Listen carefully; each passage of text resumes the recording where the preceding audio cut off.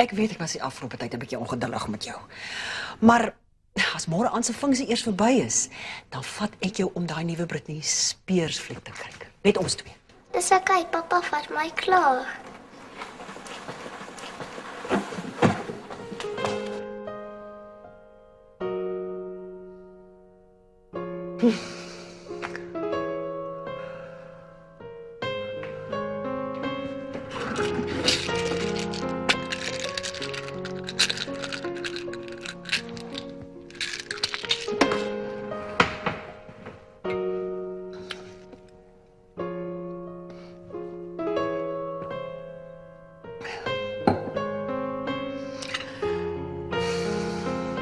Dis nie goed genoeg nie.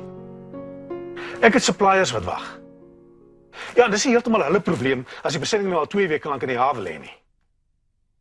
Poggery strike. Maak 'n plan. Ja.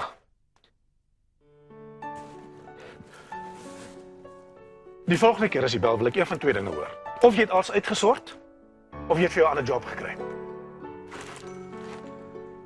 Môre, prinses. Môre, pappa.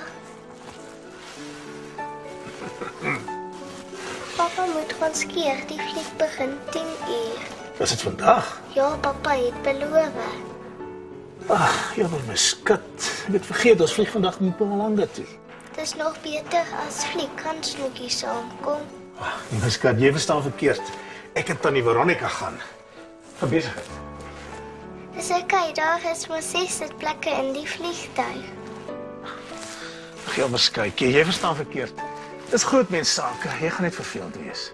Asseblief, pappa, ek beloof ek sal julle nie pla nie. Jong,